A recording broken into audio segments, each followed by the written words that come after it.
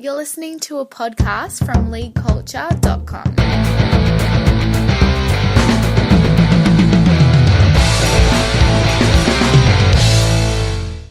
How did rugby league grow internationally? How did rugby league grow across the globe? With great difficulty, obviously. I mean, I think one of the things, I think it's an amazing story that rugby league was able to grow because of the opposition and the sort of institutional strength that rugby union had, but nevertheless it did. And I think one of the reasons for that is because as rugby developed, inevitably, when it became a mass popular spectator sport, it inevitably developed towards professionalism and to being a more spectacular game. People always want to see passing, as we said before, passing, handling, running, scoring tries. That's the spectacular part of the game. And the best players obviously demand that, they're entertainers. They demand a wage. And that was the case in the north of England in the 1880s and 1890s that led to the split in 1895. And it was the case in Australia and parts of New Zealand. Australia had a very similar social makeup to the north of England. In New South Wales and Queensland, the two states where rugby was the most popular game, it became a huge spectator sport. It was a sport that was supported by all classes in society, from the most elite all the way down to the working classes, the dockers, miners, just as it was in the north of England. And because the elite of the game wanted to retain control, they felt the best way to do that was to impose amateurism and forbid players to receive any money for playing the game. And in order to maintain an amateur course, they have to have a very harsh system of discipline and to expel and suspend anybody who was suspected of being paid. And that's what happened in the north of England, where the clubs and players started to be suspended. And so eventually by 1895, the northern club said, well, enough is enough. We can't continue with this. We're going to form our own organisation, the Northern Union, where we're going to play the game as we want and we're going to pay the players as we want. And eventually that happened in Australia, where the fact that players technically didn't receive any compensation for playing the game, they didn't receive insurance payments when they were injured, led to essentially to a players' revolt in 1907, and led to the formation of the New South Wales Rugby League, and then a year later the Queensland Rugby Association. And a similar thing had happened, and the catalyst for that was, to some extent, although it would have happened anyway probably, the catalyst for that was the 1907 Albert Baskerville New Zealand Rugby League pioneers. And again, they were really the product of a player revolt. In 1905, New Zealand, the game had become the national sport of New Zealand very rapidly. So by 1900, it was the most important sport in New Zealand, by far and away. And they, in 1905, the New Zealand national team, the All Blacks, toured Britain and Ireland and arrived back in New Zealand, national heroes. The tour made a huge profit, but the players didn't receive a single penny. Many of them were actually in debt when they got back from the tour because they had to take time off work. They weren't supposed to receive compensation as per the rugby union amateur rules. And so there was a lot of disquiet in New Zealand rugby union, just as there was in Australian rugby union. And the 1907 Baskerville tourists were essentially players at the top level of the game in New Zealand. They said, well, enough is enough. We're making all this money for the New Zealand Rugby Union. People say we're national heroes, and we don't receive a penny for that. And the Baskerville tour really was brought all those elements together, and they were incredibly successful both on and off the pitch when they came to Britain in 1907. And that tour really was the spark that demonstrates to the Australians that professional rugby, as they saw it, and particularly the Northern Union rules, would work for them. And so they, in Australia, the majority of rugby players and supporters went with the new game, and rugby union basically became, with one or two exceptions, became the sport of the private schools in New South Wales and Queensland, which it still is today. And in New Zealand, it wasn't quite as successful when it split, partly because the New Zealand Rugby Union took a lot of active measures to try and undermine rugby league. And so rugby league became the sport of, by and large, the industrial workers in Auckland and in the mining districts in the west coast of the South area, of the South Island, sorry. Pretty much the same constituencies it was strong in the north of England and Australia. The interesting question, and people often ask this, is what about South Wales? Exactly the same social background, exactly the same makeup, very working class, industrial sport. They too like to see an open running passing game. It was the Welsh who invented 3/3-quarters in the 1880s. Up until the 1880s, teams had only played with 3/3-quarters and 9 men in the pack. The Welsh decided, well, they like running and passing. That's the most important thing. They developed the 4/3-quarter system. But they didn't go to rugby league because the RFU compromised. In 1896, the Welsh Rugby Union suspended games with England because they'd been accused of professionalism by paying their by organising a testimonial for their star player Arthur Gould. And it looked for a long time, for a number of months, that they would split. And that would have been an incredible boost to the Northern Union, because it would have meant that England and Wales could have played each other. There would have been big clubs in South Wales would have gone over to the Northern Union, Cardiff, Swansea, Newport, teams like that.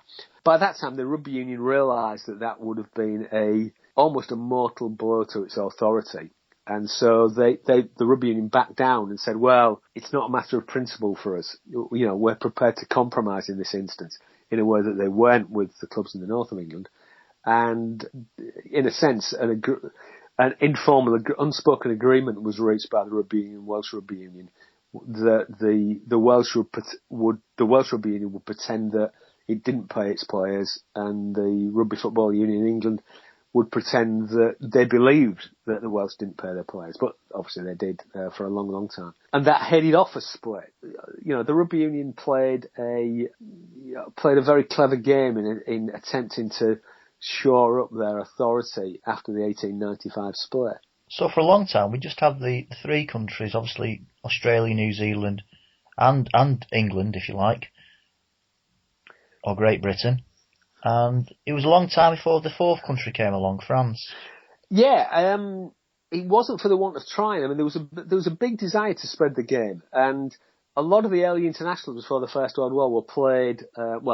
Stamford Bridge, for example, Glasgow, Villa Park in Birmingham, and so the Northern Union did try and spread the game around Britain, but it in a sense, it was up against not so much rugby union in Britain, but soccer. Soccer just grew to an incredible extent in the 1900s, and it was a real threat to both rugby league and rugby union. For a while, rugby league was kind of locked into the north of England.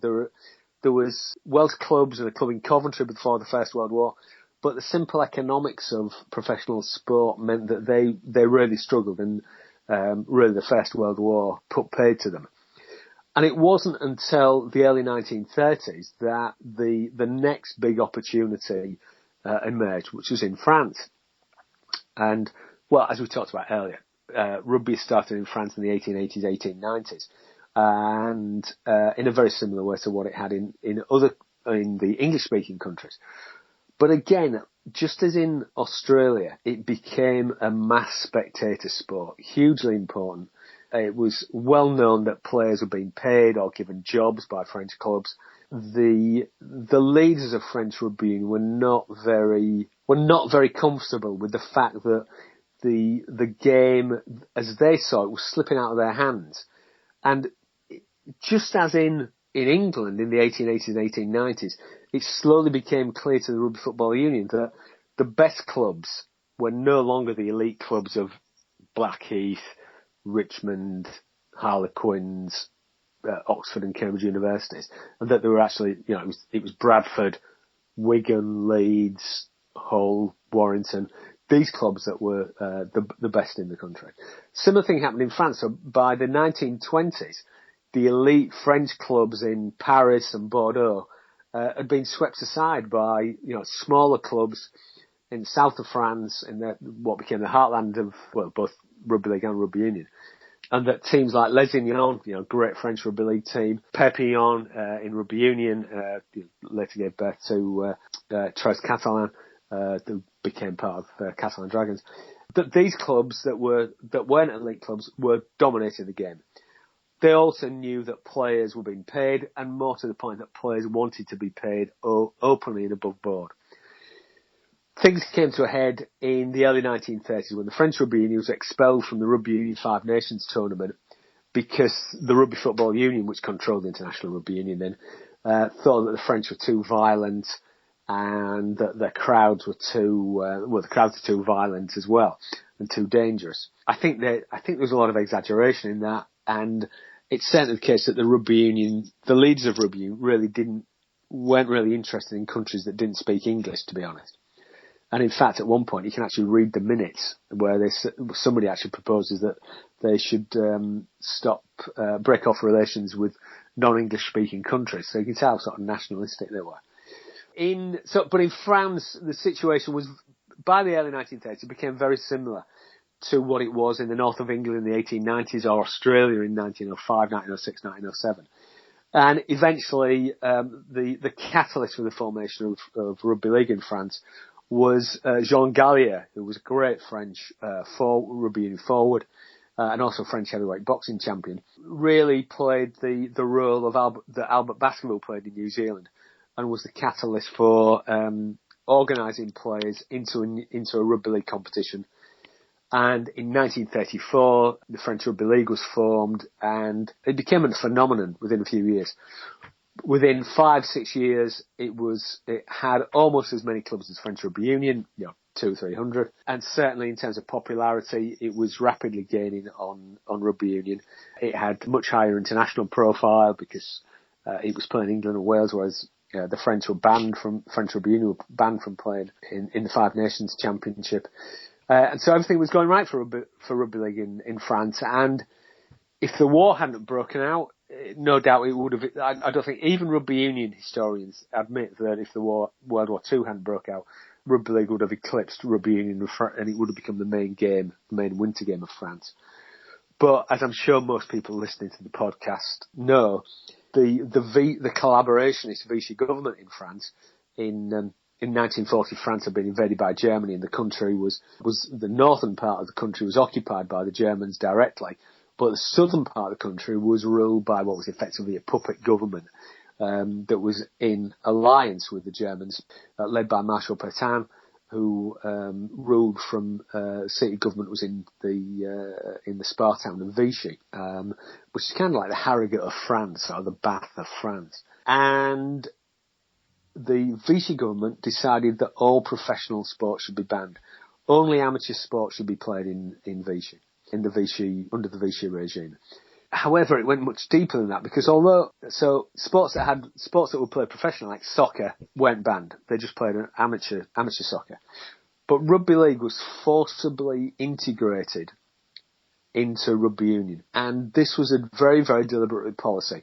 The Ministry of Sport was led by people who are either officials of the French Rugby Union or very close to the people in the French Rugby Union. All rugby league clubs were closed down and forced to merge with their rugby union clubs. All rugby league players were forced to play rugby union, and the assets of the French Rugby League were confiscated by the government. It's still unclear what actually happened to them, although the assumption is, I think, and nobody's seriously denied this, was that the assets, the buildings, the capital and everything else were given to French Rugby Union.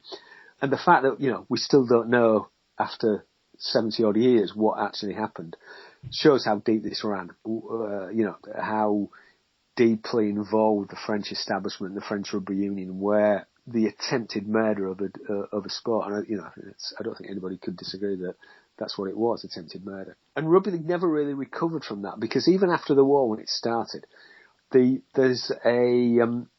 read the accounts of French Rugby League administrators when they go back to immediately with the war's over, they go to the French government and say, we've restarted, we need to get our assets back, and we want to become part of the national sports programme.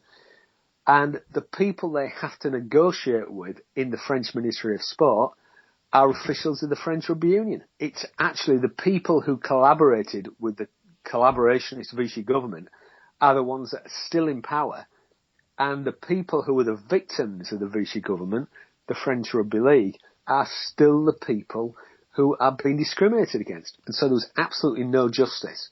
And although, as I'm sure people will be aware, that there's a great French team under Puy Gobert in the late 1940s and throughout the 1950s, rugby league was restricted in the number of professional players it could have. It wasn't played extensively in the schools. It wasn't played in the universities.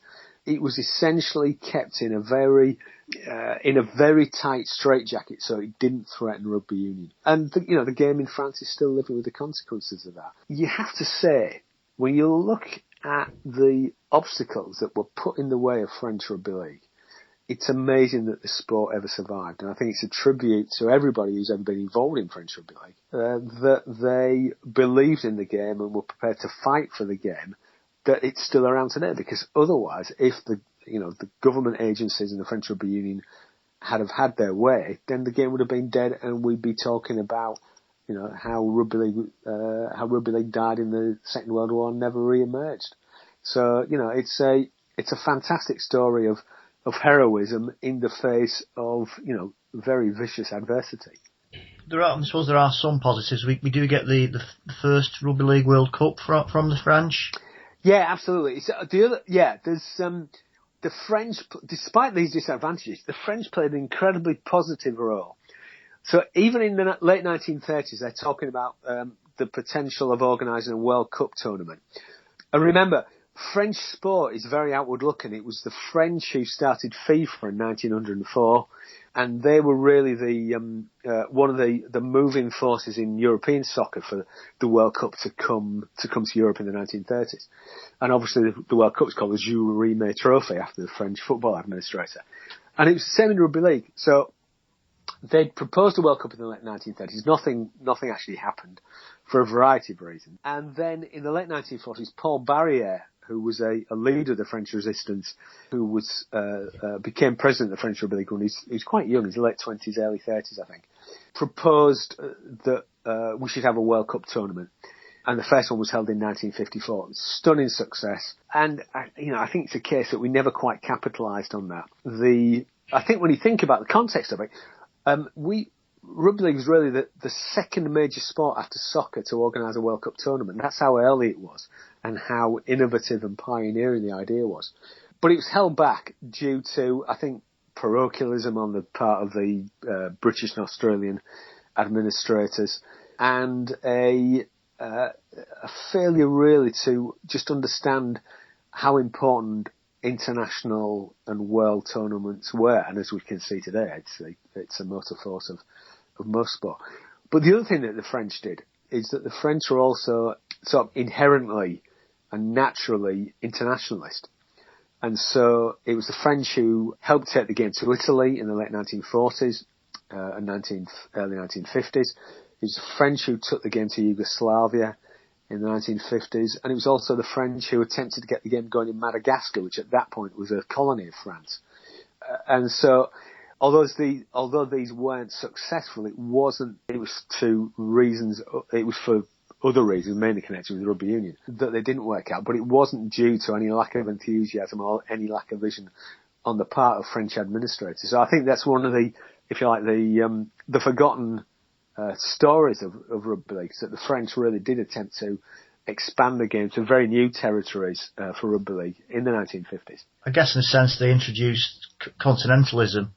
They'd played a role in encouraging rugby union players in Italy in the late 1940s to play rugby league. And it's a case that one or two, I think there was an Italian rugby union club that actually played some games in France in the late 1940s. And that led to the captain of the Italian national rugby union team taking an interest in rugby league and leading a team of Italians over to tour Britain in 1950, where they played Wigan and about 4 or 5 other teams. And the game in Italy was actually by 1960, the game in Italy was actually quite strong, so much so that they published a monthly newspaper and had around about a dozen teams playing regularly. the Italian national team in, I think, 1960-61, actually defeated the French national amateur team. So the standard was quite high, but in Italy it failed because, and this is a common reason, and one that we still come across today, and in a sense it's the same story of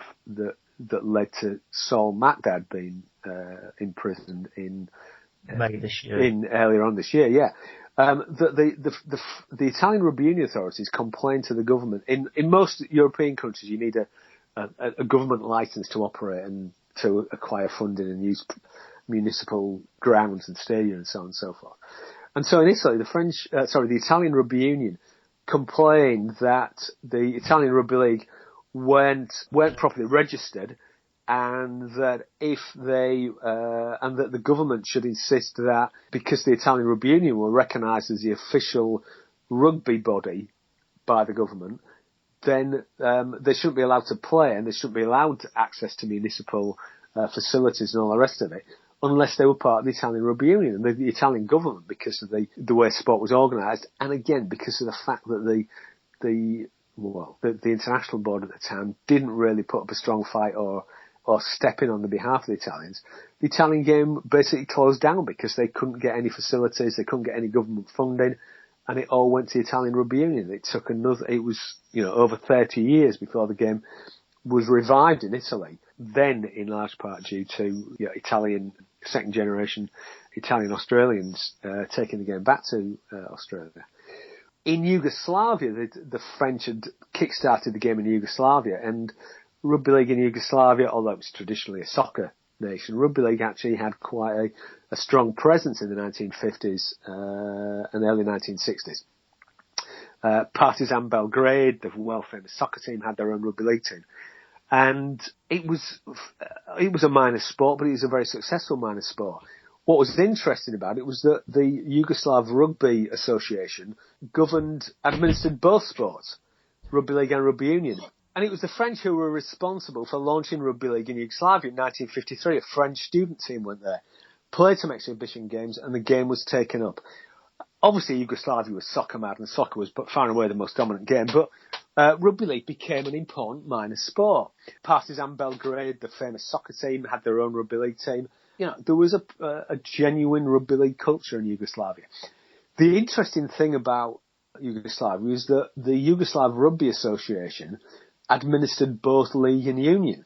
It was unique in the world. By and large, Rugby League was strong in the Serbian part of Yugoslavia. Rugby Union was stronger in the Croatian part of Yugoslavia, which is actually still the case today.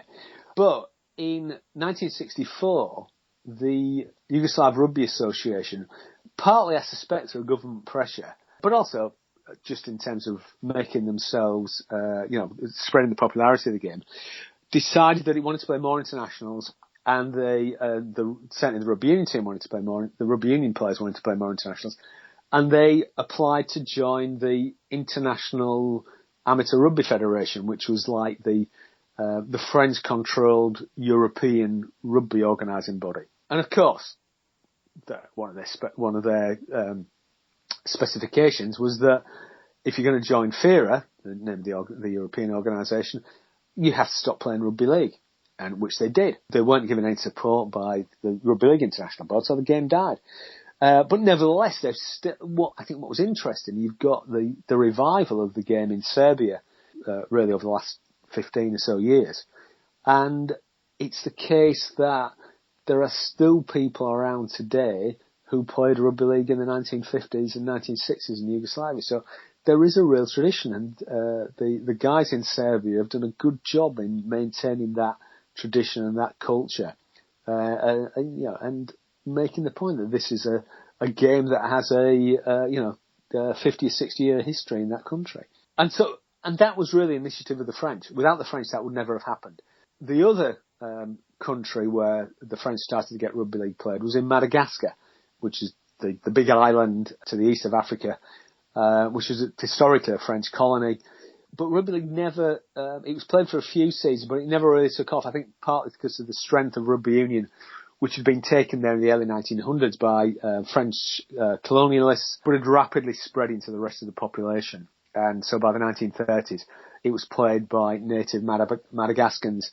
And given the links that rugby union developed with the Madagascan independence movement, it was very difficult for rugby league to get any traction there because, for whatever reason, rugby union had become associated with almost an anti-French colonialist stance. So rugby league couldn't really fit in and get a foothold there. But nevertheless, the fact that the French attempted to get the game played there said a lot about their internationalist ambitions for the game.